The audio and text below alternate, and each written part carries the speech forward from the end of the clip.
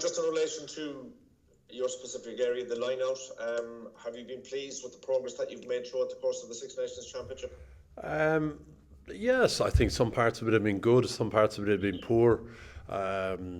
We've managed to give away a few penalties through some sloppy defence on our behalf, which has, I suppose, given the opposition access into the game. And, that's one of the big things you don't want to do. You want to put pressure on opposition ball, certainly, but, you don't want to be giving away penalties, which we have once or twice.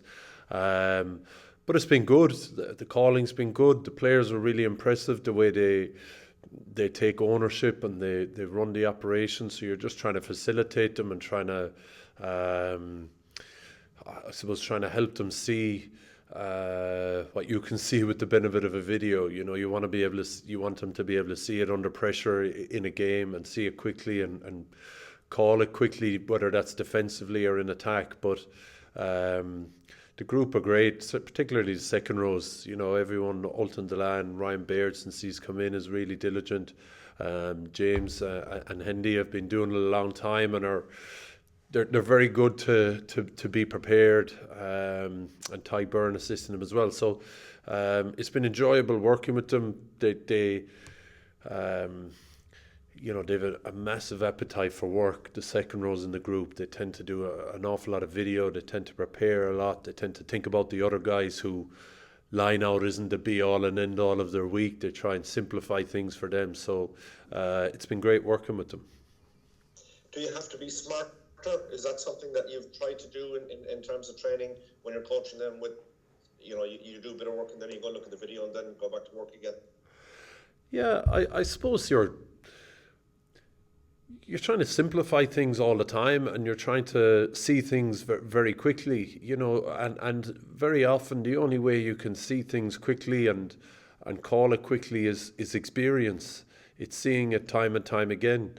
If the only way you get the experience is by doing it, it can take a long time. So, you tend to do a lot of walkthroughs, you tend to watch a lot of footage and try and ask questions, and that's how they enjoy learning. The players enjoy talking things through, being challenging each other, and that's a bit of a challenge for me at times. You want to jump in with the answer yourself a lot. Even I was watching John Fogarty today when the scrums finished. He just sat back and let the players talk for about 60 seconds before he said anything himself, because they know how to solve the problems themselves very often, and if they don't, the guy beside them probably does. So it's about them trying to learn how to do that themselves, and then you can offer an opinion afterwards with the benefit of a video. All right, good man. Have a good week. Thank you. Sinead here from Virgin Media. Overall, how would you describe what your kind of first month or so has been like as the forwards coach? Yeah, it's difficult. I mean, it's very intense. The hours are long. We've very little time as well. You'd love to have more time with the players, even in the working week. It's a constant, I suppose, discussion with Andy around how much time you're going to get with the players. But that time restriction is probably what makes you keep things simple. It makes you stick to what's relevant rather than trying to cover off everything, because you don't know what a team are going to do from week to week either. You just have to be able to prepare for the unexpected.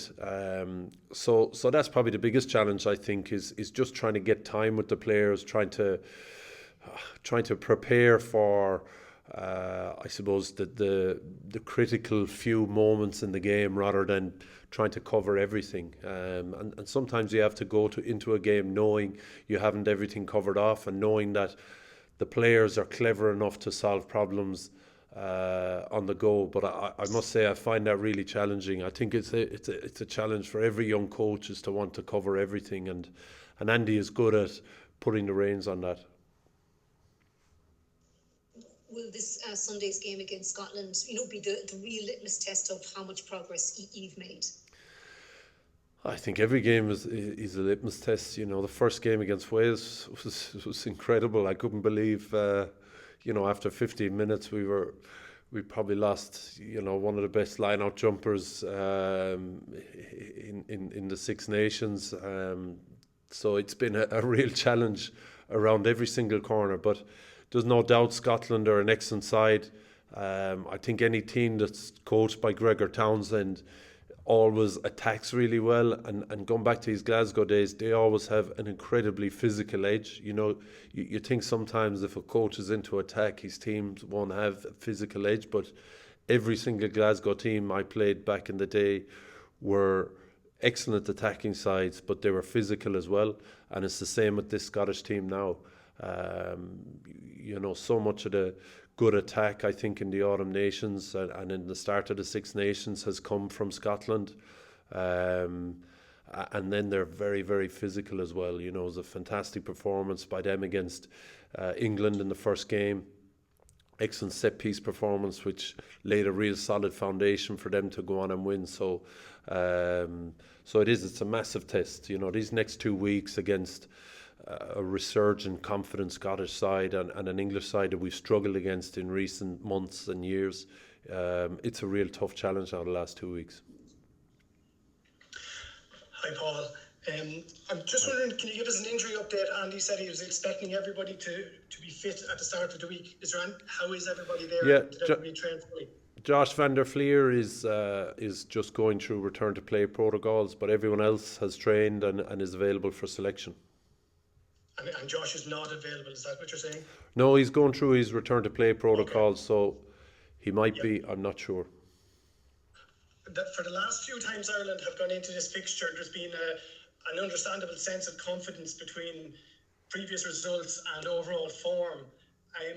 In the absence of those things that made Ireland confident previously, what is the levels of confidence like? I mean, Scotland seem to be on better than they were in previous years, and Ireland haven't had that consistency. So how confident is the squad that can get a result? Yeah, I think it's the best Scottish team I've ever gone up against as a coach or a player. They're very well coached. They're very physical, and they've got some real X Factor players as well. There's Finn Russell to name one, and Stuart Hogg just to name another. So I think they're in a very, very good place, and we're aware of the challenge. I think we've taken confidence from some of the things we've done in the last 3 games. We've probably been unlucky in some regards, and we haven't helped ourselves in other regards. We've probably given sides a leg up when we've played them at times, and that's something we just can't do going forward in the next 2 weeks. You have to be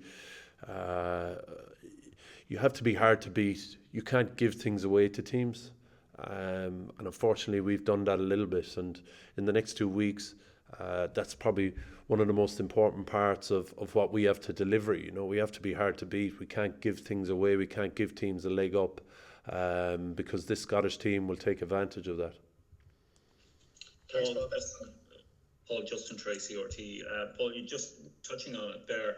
When you say avoiding giving teams a leg up, what do you mean? How do you avoid doing that? Oh, look, I mean, we played with 14 men against Wales. I think at various times we turned over the ball. Same against France. We had an excellent start to the game. We're unlucky not to go 10-0 up, but then gave them some access into the game through some poor play by us. They won good line-out ball off the top at the back of the line-out, and were able to put us under pressure in the middle of the field. So, being able to be miserly with turnovers, being able to be miserly with penalties, and not giving anything away is a really important part of winning these big international games. So I think if we can combine that with some of the better play we've had in the last 3 games, we'll be in a good place. And Paul, in the 5 years or so... Sorry, just the last one in this section, thanks. Sure. In the 5 years or so that you've been away from the Ireland setup, Paul, what's the big change? How are international test teams now prepared differently than 2015? Yeah, well, the biggest change here, which happened naturally, was the move to the HPC here in Abbottstown, and it just gives you different opportunities to prepare in different ways. We've a gym that goes on to an indoor pitch.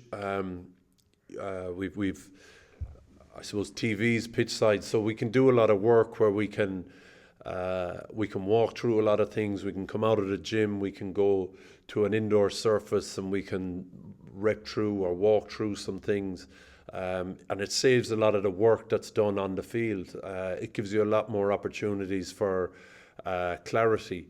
I'd say the biggest change in the 5 years since I've retired is the amount of player involvement and player, I suppose, coaching that goes on. Players are incredibly diligent around the work they do. They take real responsibility in delivering the game plan to the wider playing group, you know, based on what your role is within the team. So I'd say they're the two big things. The HPC has seen a massive change in how we're able to go about our business, and the players are very diligent then in almost coaching the side themselves as well. So those are the two big changes.